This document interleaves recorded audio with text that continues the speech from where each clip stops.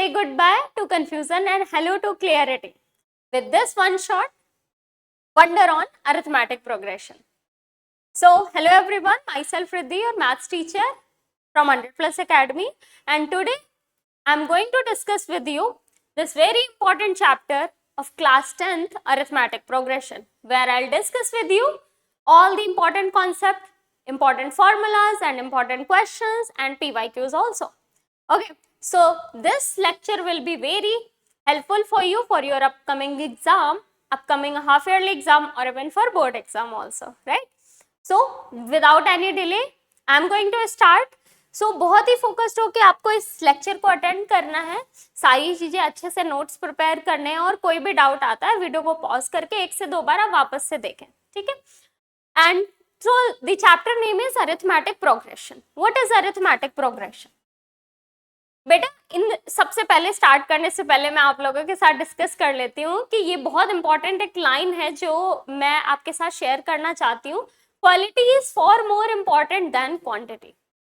क्या होता है बेटा, क्वालिटी बहुत मैटर करती है। ऐसा नहीं है कि हम करे जा रहे, क्वेश्चन सॉल्व किए जा रहे और वो सारे क्वेश्चन कर रहे हैं जो कभी भी आज से पहले कभी पूछे ही नहीं गए, कभी भी नहीं है एग्जाम में, तो आपका टाइम वेस्ट हो गया ना। इसलिए बोलते हैं quality is more important than quantity, ठीक है।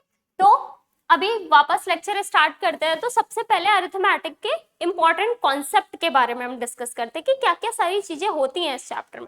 सो बेटा सबसे पहले हम बात करेंगे इंपॉर्टेंट कॉन्सेप्ट में कि आपकी स्टैंडर्ड फॉर्म ऑफ एपी या like general form of AP क्या होती है, कैसे टर्म होते हैं, सारी चीजें। तो देखो आपको पता होगा कि अगर मैं एपी में बात करूं, ए क्या होता है, फर्स्ट टर्म ऑफ एपी होता है, फर्स्ट टर्म ऑफ एपी होता है। और एपी है क्या, एक ऐसी सीरीज है जिसमें एक पर्टिकुलर नंबर को, एक कांस्टेंट नंबर को आप ऐड करते जाते हो या सब्ट्रैक्ट करते जाते हो, राइट। तो अब हम यहाँ पर बात करें, a is the first term of AP, d क्या होता है, इसको हम बोलते हैं कॉमन डिफरेंस। डी क्या होता है, हमारा होता है बेटा कॉमन डिफरेंस। एंड इसके बाद अगर मैं बात करूं तो देखो यहाँ पर हमें 2 टाइप की एपी पढ़ने को मिलती है। एक होती है हमारी increasing AP, increasing AP, and the second one is decreasing AP. Second is decreasing AP. Decreasing AP. So what is the difference between increasing and decreasing AP? Remember बेटा, कभी भी आपको अगर A कोई भी पॉजिटिव या नेगेटिव कोई भी नंबर गिवन हो, बट अगर आपका D पॉजिटिव है, डिफरेंस पॉजिटिव है, एक नेगेटिव नंबर में भी आप कुछ ऐड करते जाते हो तो वो पॉजिटिव इंक्रीजिंग ऑर्डर में ही होता है। तो आपको ये याद रखना है, this is the condition for the increasing AP. And when A doesn't matter positive है या नेगेटिव है, बट अगर डी आपका नेगेटिव है, then you will get a decreasing AP. So you can I will write the example like suppose 2 4 6 dot dot dot, this is increasing AP. And अगर मैं यहाँ पर लिख रही हूँ 98 96 94 and this is the decreasing AP. So is this clear बेटा? अभी हमने क्या डिस्कस करा, A is the first term of AP, D is the common difference, D can be positive, D can be negative, और उसके हिसाब से हमारी AP इंक्रीजिंग और डिक्रीजिंग होती है। इसके साथ साथ अगर मैं पॉइंट डिस्कस करूँ तो एक और टाइप की AP होती है हमारी, कैसी होती है देखो, इनफाइनाइट AP और फाइनाइट AP, इनफाइनाइट AP और finite AP, infinite AP and finite AP। बेटा इनफाइनाइट AP में आपको पता नहीं होता है कि लास्ट टर्म क्या है, लास्ट टर्म क्या है, कोई भी एपी होती है, बट फाइनाइट में आपको पता है what is the last term of AP, कहाँ से स्टार्ट हुई और कहाँ से एंड हुई। जैसे मैं बोलूँ कि 2 डिजिट के अगर मैं इवन नंबर्स लिख दूँ तो आपको पता होता है कि टर्म कहाँ से स्टार्ट होंगे, कहाँ पर एंड होंगे। तो लाइक मैं इसी का एग्जांपल लेती हूँ 2 4 6 एंड डॉट डॉट डॉट, अगर मैं यहाँ पे 98 लिख दूँ, सो this is called the finite AP, ठीक है। इंक्रीजिंग डिक्रीजिंग समझ गए आप, इनफाइनाइट एंड फाइनाइट एपी के बारे में आपने डिस्कस कर लिया। अब इसके बाद हम बात करते हैं, इसके बाद हम डिस्कस करते हैं बेटा एक बहुत इंपॉर्टेंट कॉन्सेप्ट आता है आपका इसी में, general form of the AP.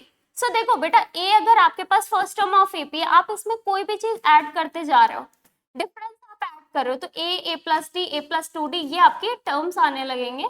और इसके बाद अगर मैं बात करूँ ए माइनस डी, अगर डिफरेंस आपका नेगेटिव है तो आप कंटिन्यूअसली सब्ट्रैक्ट करोगे, you will get this form of AP, A minus 3d and so on, और इधर भी इस तरीके से टर्म होते हैं। तो this is the general form of AP. अब अगर आपको इसमें A1 फाइंड आउट करना है तो ये तो फर्स्ट टर्म ही हो जाएगा, आपको A2 फाइंड आउट करना है तो आपका A2 क्या हो गया, A प्लस डी हो जाएगा अगर इंक्रीजिंग एपी है।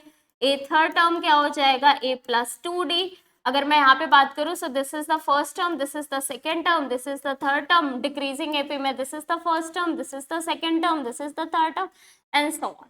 क्लियर है ये सारी चीजें? बहुत अच्छे।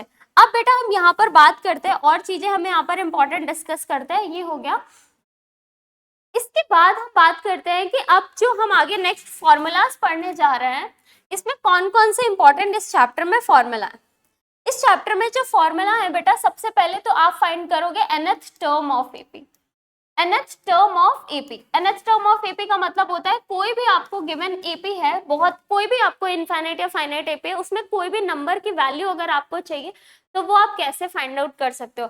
n is the number of term of that AP और an होता है, यहाँ पर एक an टर्म होता है बेटा, an होता है वैल्यू ऑफ दैट पोजीशन। क्या है, लाइक अगर मैं बात करूँ इस क्लासरूम में 30 स्टूडेंट बैठे हुए हैं, तो अब अगर मैं बोल रही हूँ सारे बच्चों के मैं कलेक्ट कर रही हूँ मार्क्स, किसके, मैथ्स का कोई भी मैंने टेस्ट लिया, तो अगर मैं बात करूँ कि बेटा व्हाट इज द लाइक अगर मैं बोल रही हूँ कि find the value of the 15th student, मतलब मार्क्स की बात करते हैं, तो वो बच्चा जो नंबर मुझे आंसर करेगा that will be an, but n क्या है वहां पर 15, बिकॉज मैंने कौन से पोजीशन की वैल्यू पूछी है 15। तो यहाँ पर ये आपके माइंड में क्लियर होना चाहिए कि n is what, the number of term and an is the value of that term, right? So nth term का फॉर्मूला होता है an is equals to बेटा a plus n minus 1 into d, n minus 1 into d, this is the formula for nth term, and second formula is nth term from end, nth term from end बेटा, from end of the AP। अब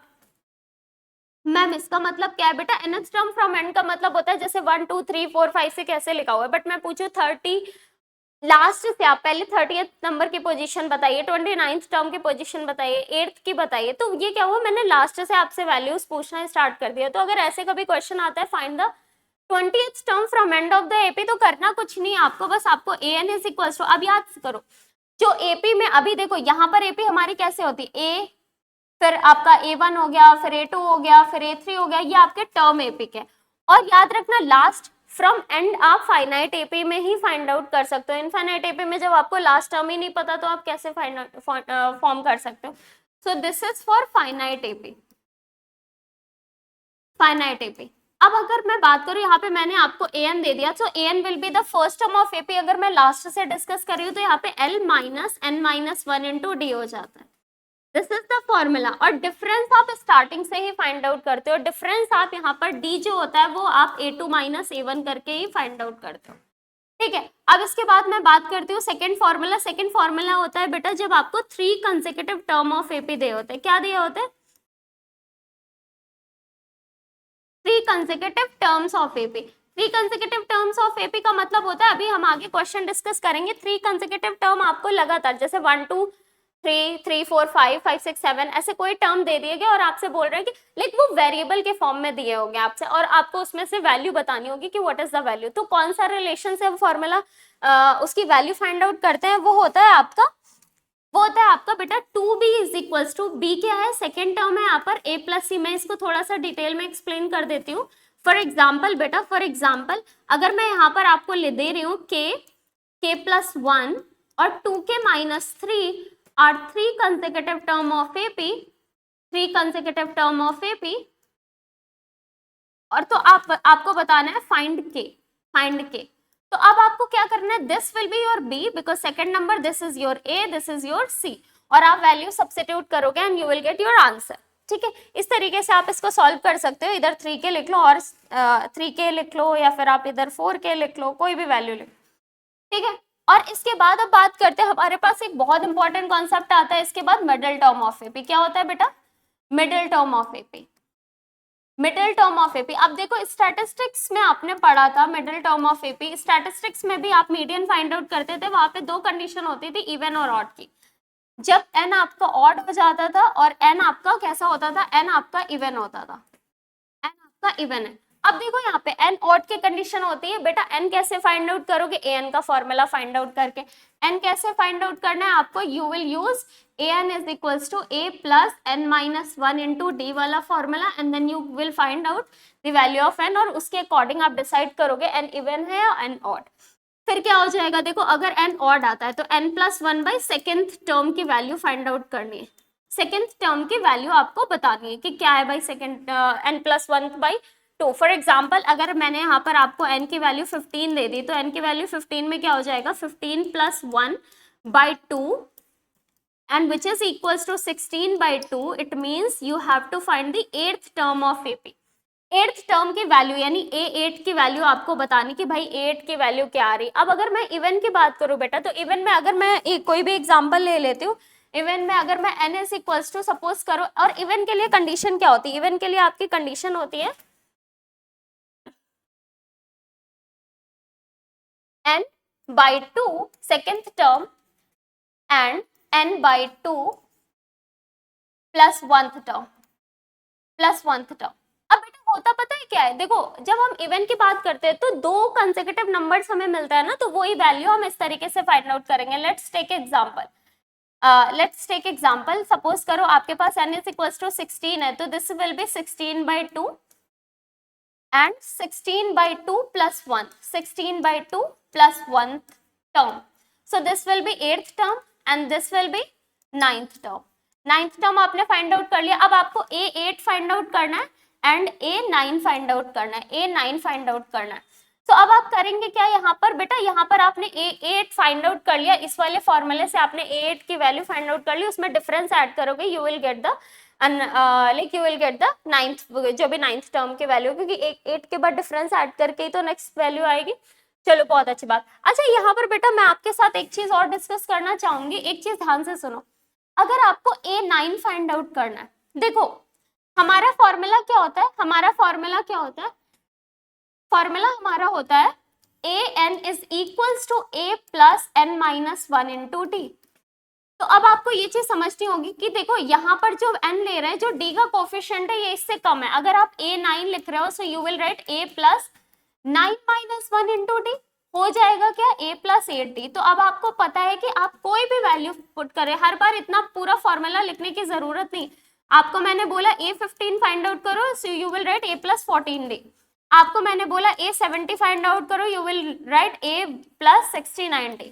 and अगर मैंने बोला A12 find out करो, you will write a plus 11d and so on.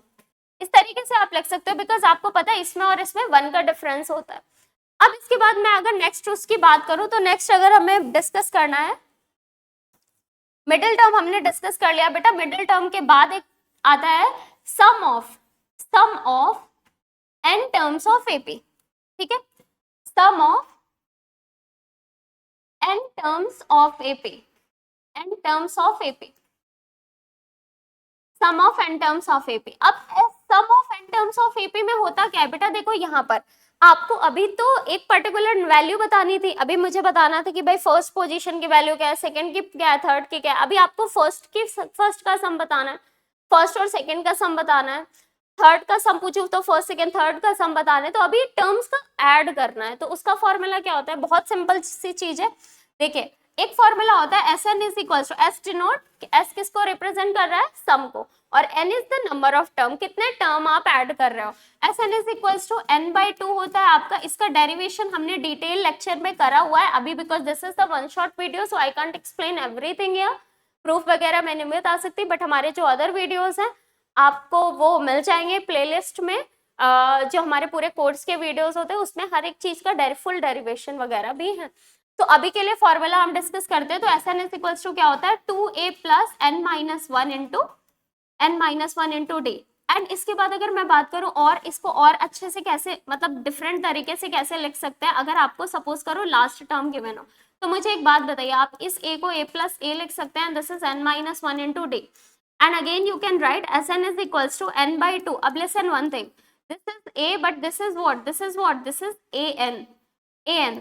सो ये हो गया। और इसी को और अगर आपको कभी लास्ट टर्म जैसे वर्ड में दे रखा है कोई चीज l इज इक्वल्स टू, तो आप an को l से भी रिप्लेस कर सकते हो, क्योंकि ए एंड बी क्या होता है कि लास्ट नंबर होता है और एल बी आपका ये हो गया. So you have 3 formulas which you can use to find the sum of n term of AP. अच्छा यहाँ पर बेटा कभी कभी क्वेश्चंस आ जाते हैं, एक चीज बहुत इंपॉर्टेंट सी आप देखो यहाँ पर कभी कभी क्वेश्चन आ जाते हैं लाइक आपको S n is equal to दे दिया गया, S n is equal to कोई फॉर्म दे दी जाती है.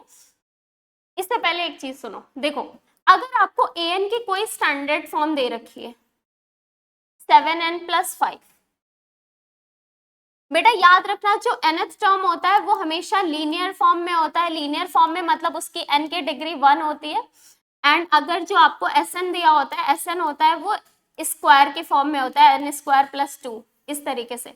This is quadratic form, quadratic form, quadratic form.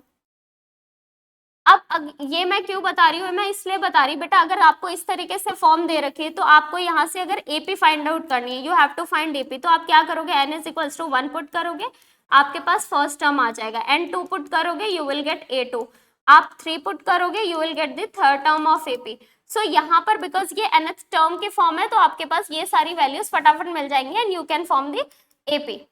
अब अगर मुझे Sn की बात करनी, Sn की बात करनी तो फिर क्या करेंगे मैम, बेटा देखो यहाँ पर आपको पता है अगर फर्स्ट टर्म का सम पहला टर्म ही होता है, इट मींस ये चीज क्लियर होनी चाहिए कि S1 is equals to A1 होता है. If you are putting the value of n is equals to 1 तो वो S1 आएगा और S1 is equals to first term of AP. But what about the second term, अब देखो S2 जो होता है बेटा, S2 is not equals to A2.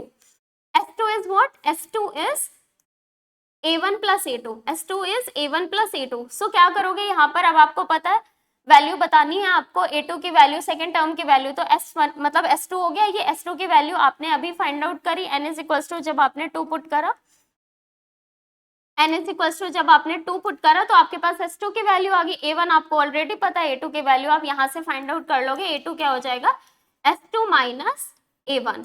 और आपको पता है बेटा S2 - A1, या फिर आप इसको ऐसे भी लिख सकते हो S2 is equals to A2 is equals to S2 - S1. यहाँ से आपके पास सेकेंड टर्म आ गया और सेकेंड और फर्स्ट टर्म को माइनस करोगे तो आपके पास डिफरेंस आ जाएगा and then you can form the AP.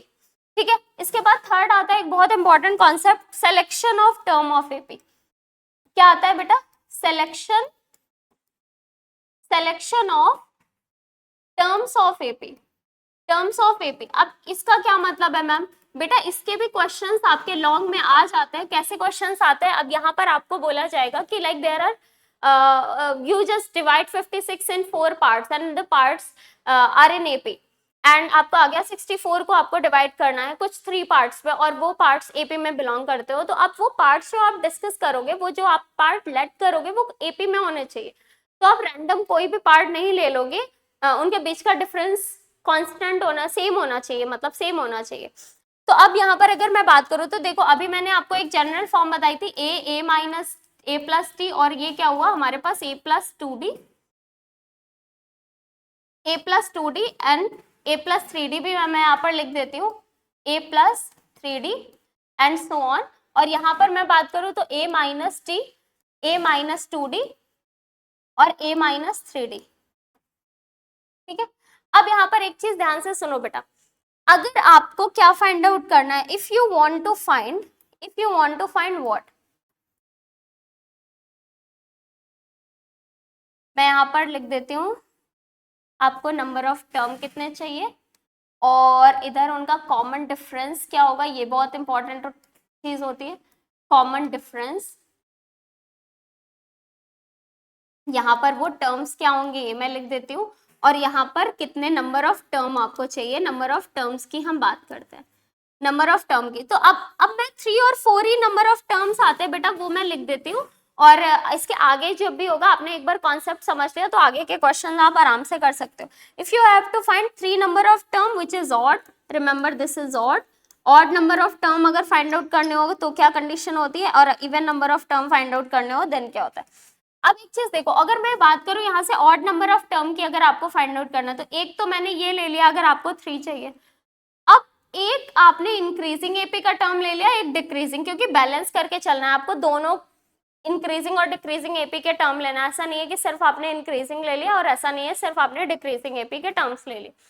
तो अभी यहाँ पर बेटा मैंने अगर एक टर्म ए लिया तो इसमें अगर प्लस डी ले लूँ तो मेरे पास दूसरा टर्म आ जाएगा ए प्लस डी, एंड अगर मैं माइनस कर दूं so we have a minus d. और यहाँ पे आप एक चीज नोटिस कर रहे हो कि इनके बीच का जो डिफरेंस है वो डी का है, इट मीन्स ये टर्म करेक्ट है। तो याद रखना जो ऑड नंबर ऑफ टर्म होते हैं, ऑड नंबर ऑफ टर्म में आपका डिफरेंस कितना होता है बेटा, डी का होता है।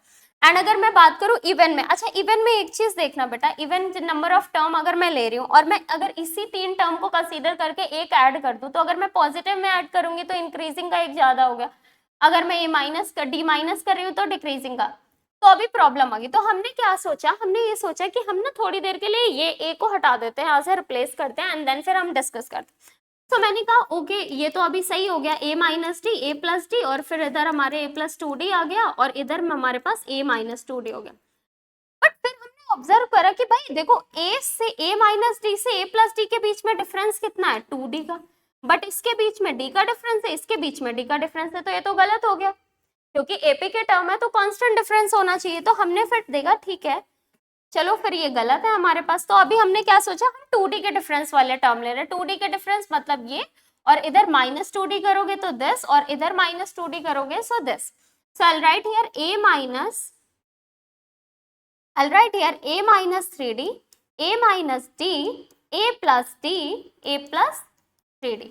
तो आपको बेटा यहाँ से क्या एक चीज क्लियर हुई। अब देखो याद रखना इवन के लिए आपका कॉमन डिफरेंस 2d होता है और ऑड के लिए आपका कॉमन डिफरेंस क्या होता है, ऑड के लिए आपका कॉमन डिफरेंस d का होता है। तो कभी भी क्वेश्चन आता है इवन नंबर ऑफ टर्म है और लास्ट में आपसे बोला गया फाइंड द कॉमन डिफरेंस, तो आप d मत लिख के आना, आपको 2d लिखना है वहां पे, ठीक है। ये गलती कर देते हैं बच्चे, फाइंड द कॉमन डिफरेंस और वो d का आंसर करके आ जाते हैं, but the correct answer is 2d because even में 2d का होता है आपका कॉमन डिफरेंस। तो नेक्स्ट स्लाइड पे हम यहाँ पे मूव करते हैं बेटा। अब हम क्या करते हैं, यहाँ पर ये सारे कॉन्सेप्ट मैंने आपको डिस्कस कर लिया, आपसे डिस्कस कर लिया सारे कॉन्सेप्ट। देखो हमने क्या क्या डिस्कस करा आपसे, आई have discuss nth term of AP, हमने डिस्कस कर लिया nth टर्म ऑफ एपी। मैंने आपसे बात करी nth term from end of the AP, nth term from end of the AP, from end of the AP, and then I have discuss with you, I have discuss with you consecutive term of AP, consecutive term of AP, हमने बात करा middle term of AP, middle term of AP, and हमने discuss करा आपसे sum of n terms of AP, sum of n terms of AP,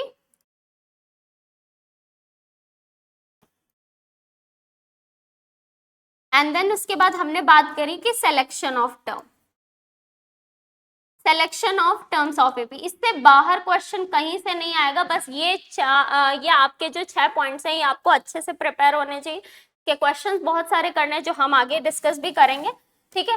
तो अब बात करते हैं बेटा, हम मूव करते हैं क्वेश्चंस के ऊपर, सारे क्वेश्चंस जो इंपॉर्टेंट है इस चैप्टर के वो हम डिस्कस करते हैं। सो देखो सबसे फर्स्ट क्वेश्चन आपको क्या यहाँ पर गिवन है, the question is check whether 231 is a term of AP. अब भाई हमें ये बताना है कि एपी का ये 231 टर्म है, लाइक आपको एपी गिवन है 8, 11, 14, 17 एंड सो ऑन। तो अब आपको बताना है 231 इसका टर्म है या नहीं है, कहीं लाई करेगा या नहीं करेगा। जैसे like this is the value of first term, this is the value of second term, this is the value of third, fourth, इस तरीके से 231 की कोई पोजीशन होगी ना, 231 10th पोजीशन पे होगा, 11th पोजीशन पे होगा, 20th पे होगा, 15th पे होगा, 17th पे होगा, कोई पोजीशन होगी। बट एक चीज याद रखना, n should be positive integer, ऐसा नहीं होना चाहिए कि n कोई फ्रैक्शन नहीं आएगा। तो अब यहाँ पर देखो किसी भी क्वेश्चन को, इस वाले क्वेश्चन को अगर हमें सॉल्व करना है तो बस बेस्ट चीज हमें ये क्या देखनी है, हमें n की वैल्यू बतानी है। तो अब मैंने आपको डिस्कस करा था अभी आपसे कि जब भी आपको n फाइंड आउट करना हो you will use the formula an is equals to a plus n minus 1 into D.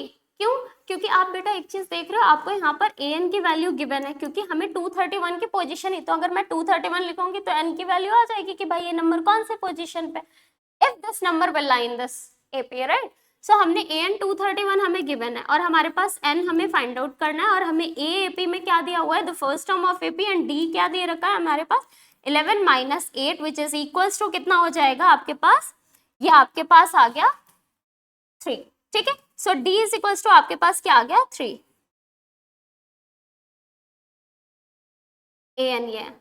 अब फटाफट से हम वैल्यूज पुट कर देते हैं, वैल्यूज पुट करेंगे। सो यहाँ पर हमने लिखा 231 बेटा is equals to 8 plus n minus 1 upon d की वैल्यू कितनी है, d इज 3।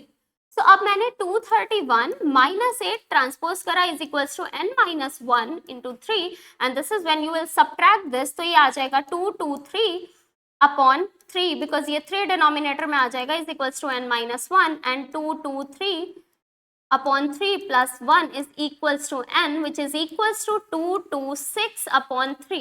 अब आप एक चीज नोटिस कर रहे हो बेटा, आपने एक चीज नोटिस करी कि n is equals to क्या आ गया, 226 upon 3 which is not a positive integer। तो आप क्या लिखोगे, since n is not a positive integer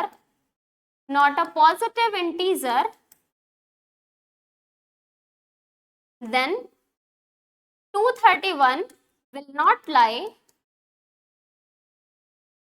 yeah 231 is not the term of 231 is not the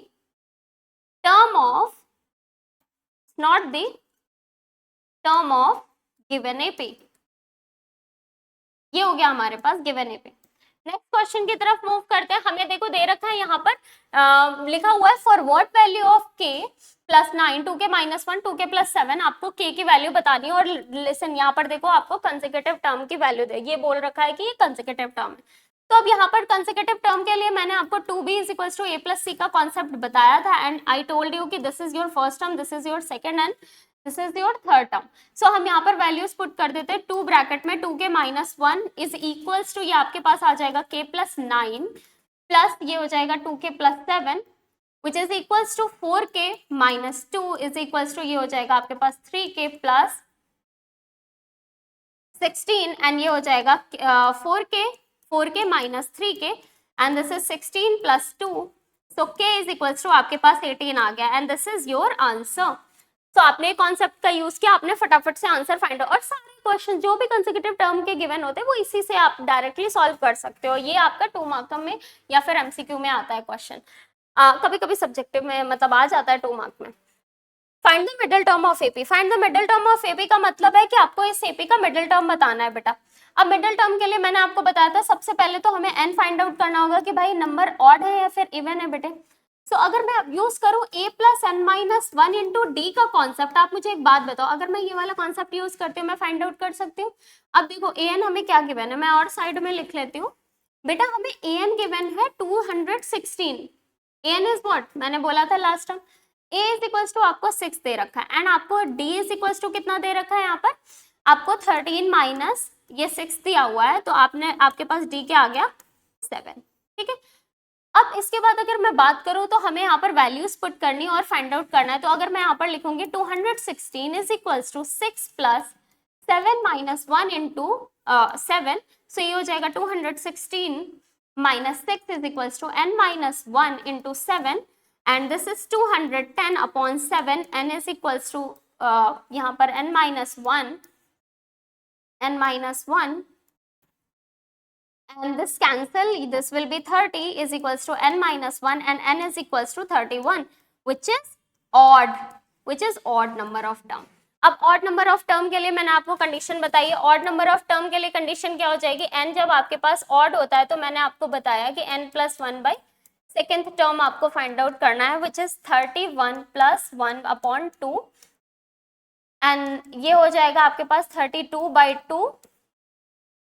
it means आपको 16th टर्म बताना है। What is the value of 16th term?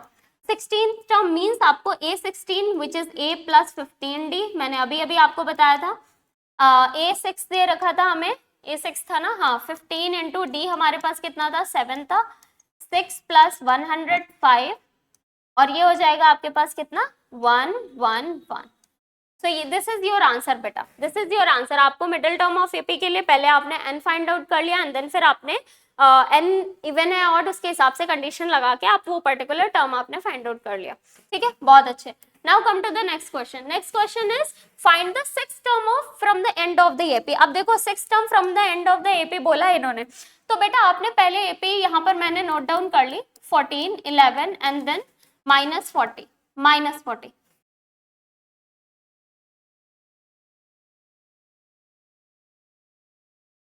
And -40।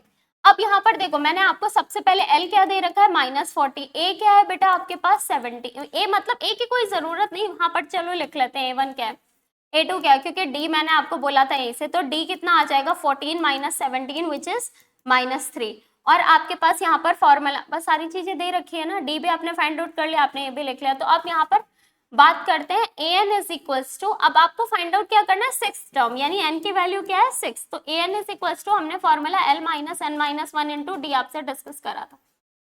तो इसके बाद क्या हो जाएगा, a6 की वैल्यू आपको फाइंड आउट करनी है, l इज -40 - 6 - 1 इंटू -5, और ये हो जाएगा a6 is equals to -40 - 5, sorry ये आपके पास दे रखा है -3d की वैल्यू है 5 इंटू -3, एंड ये हो जाएगा आपके पास -40 + 15, और ये आ जाएगा आपके पास a6 की वैल्यू आ गई आपके पास -25। सो ये वैल्यू है आपके पास a6 की वैल्यू क्या आ गई -25। This is your answer, this is the value from the end of the AP. Now come to the next question. How many 3-digit numbers lie between मतलब how many 3-digit numbers are divisible by 7। तो बेटा आपको ये बताना है कि कितने number 3 digit के नंबर स्टार्ट कहाँ से होते हैं, 3 डिजिट 100 से स्टार्ट हो रहे हैं टिल टिल टिल कहाँ तक 999 तक। तो अब इसके बीच में कितने ऐसे नंबर है जो 7 से डिविजिबल हो रहे हैं, हमें उनकी एक एपी बनानी है और फिर हमें बताना है how many number of term यानी n फाइंड आउट करना। सो बेटा 110 के बाद अगर मैं बात करूं, सो 105 is the first number which is divisible by 7 and 112 आपने 7 ऐड कर दिया, and 994 is the last number जो डिविजिबल होता है किससे 7 से। ये आप डिवाइड करके भी देख सकते हो, मतलब डिवाइड करके देख लोगे आपको आइडिया लग जाएगा, तो आप लास्ट टर्म भी वैल्यू पुट कर सकते हो।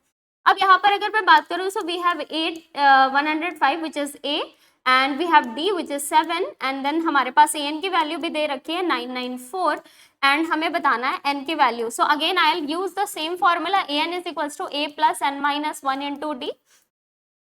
यहाँ पर 994 आपने वैल्यू पुट करी, and this is equals to what 105 plus n minus 1 into d, आपके पास 7 दे रखा है, तो 994 माइनस 105 इज इक्वल्स टू ये हो गया n माइनस 1 इंटू 7। अब आपको ये सब्ट्रैक्ट करना है, ये आपको सब्ट्रैक्ट करना है, तो आपके पास क्या आ गया, यहाँ पर आ जाएगा 8 8, और ये आपके पास आ गया कितना, ये आपके पास आ गया 9 is equals to n minus 1, और ये डिवाइडेड विद 7 लिख दो। अब ये 7 से कैंसिल होगा, तो 7 1 7 यहाँ पे गया, तो 7 2 14, और फिर ये 4 गया, तो 7 7 49। तो ये n इज इक्वल्स टू कितना हो गया 127 plus 1 which is equals to 128। So n की वैल्यू क्या आ गई 128। It means 128 numbers are between, मतलब लाइक यहाँ से 100 से 999 के बीच में 128 नंबर्स होंगे जो 7 से डिविजिबल होंगे। आ रही बात समझ में, बहुत अच्छे। नेक्स्ट क्वेश्चन की तरफ मूव करते हैं। How many multiples of 4 lie between 10 and 250। अच्छा एक चीज याद रखना बेटा, अगर बिटवीन वर्ड यूज हो रहा है इसका मतलब यू हैव टू लाइक आपको इंक्लूड नहीं करना है जो 10 और 250 चाहे ये डिविजिबल हो रहे हो या नहीं हो रहे हो, या मतलब ये मल्टीपल हो या नहीं, आपको बिटवीन मतलब उनके बीच के नंबर्स। तो अब अगर मैं बात करूं तो बेटा 10, अगर मैं 10 और 250 के बीच की बात करूं, 10 और 250 के अगर मैं बीच की बात करूं, तो कितने नंबर्स हैं जो 4 के मल्टीपल्स है, तो हम यहाँ पर लिख लेते हैं वी नो दैट 12, फिर उसके बाद 16 and the last number will be 248। Divide करते हैं 4 से, 4 से डिविजिबल है, क्योंकि 250 लेना नहीं है, 249 होता नहीं है, तो 248 होता है। तो हमारे पास again a is equals to कितना है 12, d इज इक्वल्स टू हमारे पास 4 है, and an is equals to हमारे पास कितना है 248। अब यहाँ पर सेम फॉर्मूला यूज करते हैं, an is equals to a plus n minus 1 into d बेटे।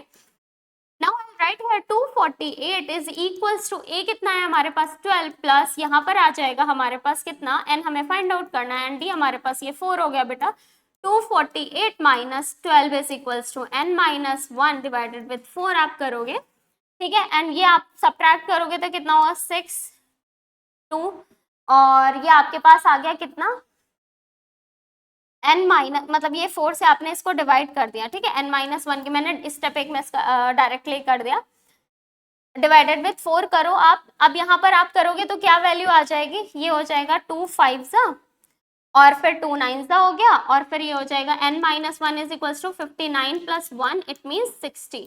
So how many terms lie between 10 to 250? 60 terms will lie between 10 to 250 which are multiples of 4। समझ आ रही बात? ऐसे क्वेश्चन को ऐसे ही करना है, पहले एपी बनानी है, फिर उससे आपको n की वैल्यू फाइंड आउट करनी। कोई डाउट नहीं रहना चाहिए आपके माइंड में। Which term of an AP? This is the first negative term. This is again very important question और जिसमें बच्चों को सबसे ज्यादा डाउट आता है।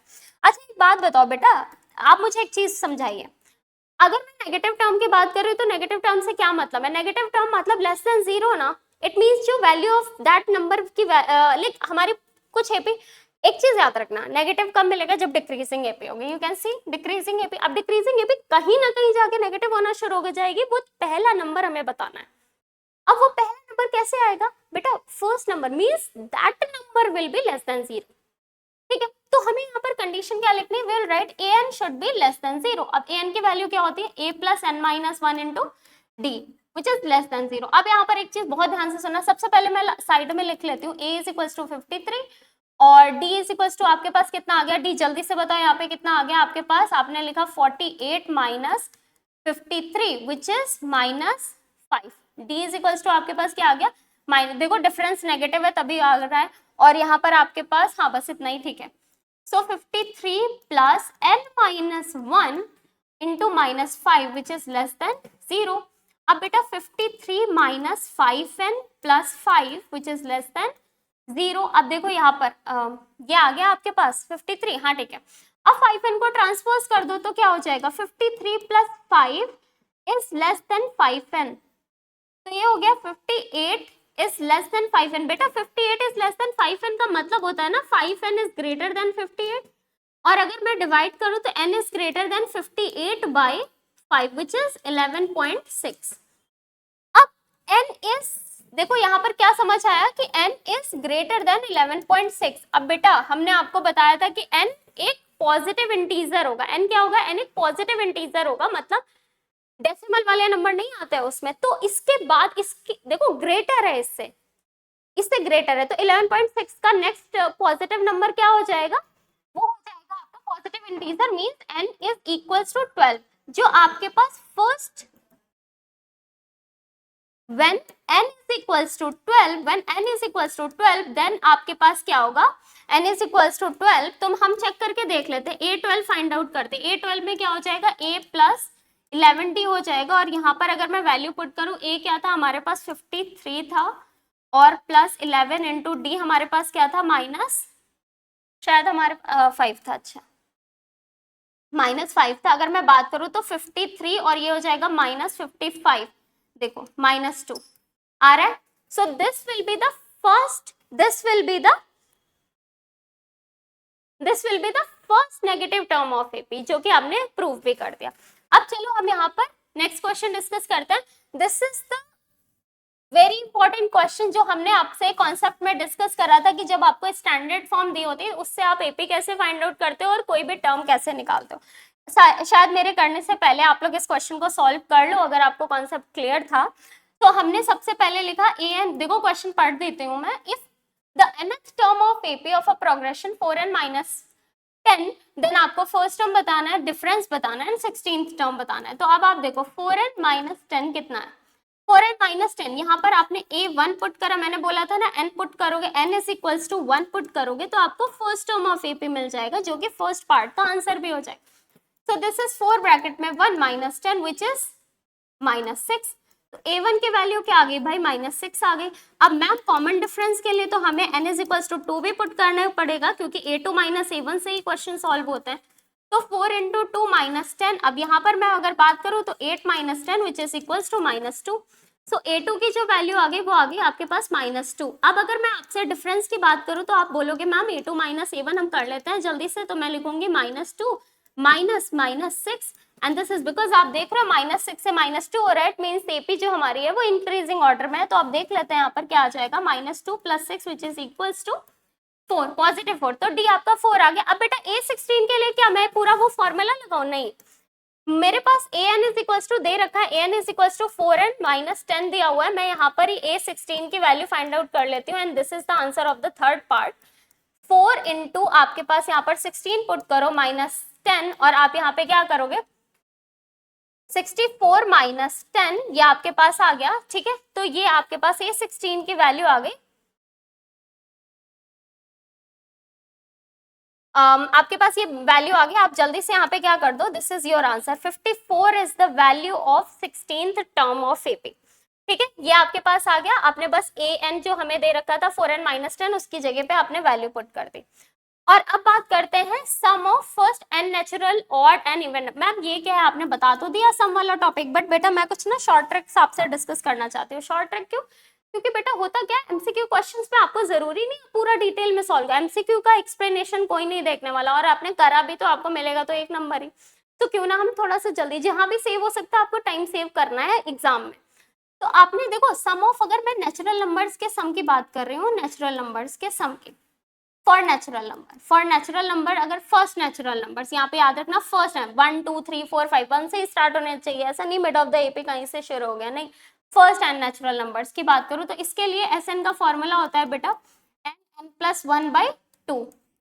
एंड सेकेंड में अगर बात करूँ फॉर ऑड के लिए, ये आप प्रूफ, देखो ये आपका होमवर्क है, और आप मुझे कमेंट सेक्शन में लिखोगे आपने इसको प्रूफ करा या नहीं करा। आप पहले फर्स्ट कोई भी 5 नेचुरल नंबर ले लो, 1 2 3 4 5, उससे ए फाइंड आउट करो, डी फाइंड आउट करो, एसएन का जो फॉर्मूला बताया उसमें पुट करो and you will get the same result. और अगर आप कर पा रहे हो तो आप मुझे यस करके कमेंट में आंसर करो, यस आई डिड इट। ठीक है, अब अगर मैं ऑड की बात करूं तो S n is equal to क्या हो जाएगा, n स्क्वायर होता है। आपको ये प्रूफ वेरीफाई करना है कि मैम आप करेक्ट हो या नहीं। ठीक है, एंड देन लास्ट में अगर मैं बात करूं फॉर इवन के लिए, ठीक है, तो फॉर इवन के लिए होता है S n is equal to n bracket में n+1। ठीक है, n+1। अब आप मुझे बताना इसमें से कितने करेक्ट है, मतलब हाँ मैम हमने तीनों प्रूफ करे, तीनों हमें मतलब हमारा आंसर आ गया, yes ma'am this is the standard form. अब होगा क्या, अगर मैंने आपको बोला फॉर एग्जांपल एमसीक्यू में क्वेश्चन आ गया, find the sum of first 20 odd term. अब भाई आपके पास एमसीक्यू के लिए ऑड टर्म्स, अब एमसीक्यू के लिए तो आपके पास इतना टाइम नहीं है ना कि आप पूरा ऑड नंबर पहले तो लिखो फिर एसएन का फॉर्मूला लगाओ। आपको पता है एसएन क्या होता है, तो सीधा क्या करोगे, S20 is equal to n square, मतलब 20 square which is equal to कितना 400, and this is your answer. आप उससे कर लो, डिटेल में कर लो, you will get the same result. तो जहां पे टाइम सेव हो रहा है वहां पे हमें बचाना है, बट जहां पे सब्जेक्टिव है वहां पे एक्सप्लेनेशन भी देनी है। Now come to the next question, this is the second last question. अब देखो यहाँ पर एसएन के फॉर्म दे रखे, मैंने सारी चीजें आपसे डिस्कस कर ली हैं और मुझे 100% मैं श्योर हूँ कि आप बहुत जल्दी कर लोगे मेरे से पहले। तो आप जल्दी, मैं भी साथ के साथ आपके साथ करती हूँ। सबसे पहले तो मैं S1 फाइंड आउट करूंगी, 6 × 1 + 7 1 स्क्वायर, एंड S1 की वैल्यू क्या आ जाएगी आपके पास 6 + 7, इट मीन्स S1 आ गया आपके पास 13 which is equals to A1। आ रही बात समझ में? अब हम बात करते हैं S2 बेटा, S2 हम यहाँ पे पुट करते हैं 6 × 2 + 7 ब्रैकेट में 2 स्क्वायर, एंड S2 हो जाएगा 12 प्लस, और ये कितना हो जाएगा 7 × 4 आ गया आपके पास, तो 12 प्लस ये आ गया आपके पास 28, एंड दिस इज 0, और ये आपके पास 40 आ गया। तो अब देखो आपके पास क्या आ गया, आपके पास S2 की वैल्यू आ गई, S2 आपके पास आ गया 40, और S2 होता क्या है, this is equals to A1 + A2। A1 + A2 is equals to 40, और A1 की वैल्यू आपके पास 13 है, तो 13 + A2 इज इक्वल्स टू 40 आ गया। अब आप इसको माइनस कर दो, तो A2 इज इक्वल्स टू क्या होगा 40 माइनस आप 13 करोगे तो ये आपके पास कितना आ जाएगा 10 माइनस ये आपके पास 7 हो गया, और 3 माइनस ये 27। तो A2 आपके पास कितना आ गया बेटा, A2 आपके पास 27 आ गया। अब A2 27 है तो D फाइंड आउट कर लो। D के लिए फॉर्मूला मैंने क्या बताया, D is A2 - A1। It means 27 minus आपके पास क्या करना है, 27 - 13 करना है, विच इज इक्वल्स टू कितना हो जाएगा आपके पास, ये आपके पास आ गया 14। ठीक है, ये आपके पास, तो डी कितना आ गया आपके पास 14। अब आपको क्या फाइंड आउट करना है, find the 10th term of AP. तो 10th टर्म ऑफ एपी के लिए हम क्या करेंगे, 10th term of AP it means an is equals to sum of 10th term बोलते तो आप डायरेक्टली एस एन की जगह पे वैल्यू पुट कर देते, बट टर्म पूछा है तो a plus n minus 1 into D हम करेंगे, और यहाँ पर हमने a 10 की वैल्यू पुट कर दी, और a हमारा कितना था, 13 था, प्लस ये हो जाएगा 10 माइनस 1 इंटू डी, हमारे पास कितना आया, डी इज 14 आई थिंक, हाँ ये 14 है हमारे पास। अब चलो वैल्यूज पुट करते हैं, तो हमारे पास ये कितना आ गया, 13 प्लस 9 इंटू 14, तो ये हमारे पास कितना आ गया, 13 प्लस 36 और 3 ये 12, और ये हमारे पास कितना आ गया बेटा, ये हो गया हमारे पास 139 इट मींस a10 की जो वैल्यू आ रही है आपके पास, a10 इज इक्वल्स टू कितना आ गया हमारे पास 139, and this is your answer. Understood, I hope आप लोगों को समझ में आया। Come to the next question, मतलब लास्ट क्वेश्चन। क्वेश्चन में क्या है, what is the common difference of an AP which the ratio in which the ratio of the product of the first and the fourth term to the product of the second and the third term is 2:3। अब बेटा ऐसे question में क्या करते हैं, देखो मैंने आपको लेट करने के लिए बोला था कि लेट करते हैं हम, let 4 term of AP, 4 terms of AP,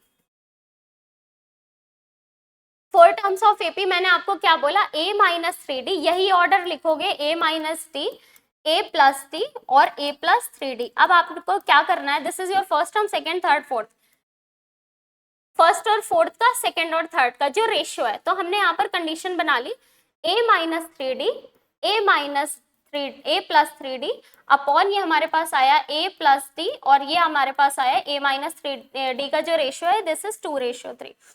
चलो इसको मैं पहले अभी ब्रैकेट में लिख लेती हूँ, इसके अलावा और कुछ दे रखा है हमारे पास, yes the sum of the fourth term is 20, मतलब इन चारों टर्म को अगर मैं ऐड करूंगी तो रिजल्ट कितना आ रहा है 20। तो मैं इसको आगे फर्दर सॉल्व करती हूँ, तो बेटा देखो होगा क्या, अगर मैं a माइनस 3d और इन सारे टर्म को a plus a minus d और फिर मैं a प्लस डी और a प्लस 3d को ऐड करूंगी, a प्लस 3d को ऐड करूंगी, और विच इज इक्वल टू 20। अच्छा कभी क्वेश्चन ऐसे भी आता है कि डिवाइड 64 इन 4 पार्ट्स, तो आपको वहां भी क्या करना है, वो जो 4 पार्ट हो गए, पहली कंडीशन आपको इसी से सॉल्व करनी है कि सबका सम ऑब्वियस सी बात है 64 के इक्वल होगा, तो पहली जो a की वैल्यू होती है वो आप सम से ही फाइंड आउट करो, गिवन हो या नहीं हो वो आपको खुद से समझना है। यहाँ पे सारे पॉजिटिव, ये पॉजिटिव नेगेटिव डी कैंसिल हो जाएंगे, तो 4a इज इक्वल्स टू 20 हो गया, and a is equals to हमारे पास 5 आ गया बेटा, a 5 आ गया। अब हमें कंडीशन दी थी a माइनस 3d और ये हमारे पास थी a plus 3d, and this is upon a minus d, and ये था हमारे पास a plus d which is equals to what, 2:3। अब एक चीज ध्यान से देखो, this is a square minus b square की आइडेंटिटी हमने लिख लेना है, तो ये हो जाएगा a square minus 9d square, and upon में आ जाएगा a square minus T square which is equals to 2/3, and cross multiply कर लो, जल्दी से क्रॉस मल्टीप्लाई कर लेते हैं हम, यहाँ पर क्रॉस मल्टीप्लाई कर लेते हैं। सो ये हो गया आपके पास कितना, 3a square, 3a square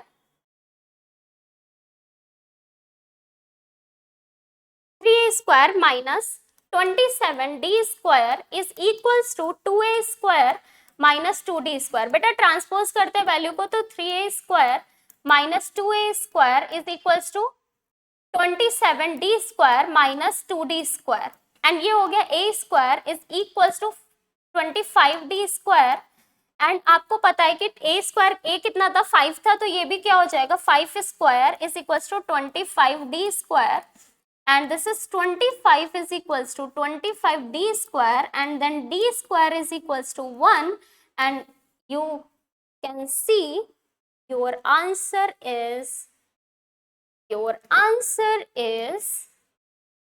I.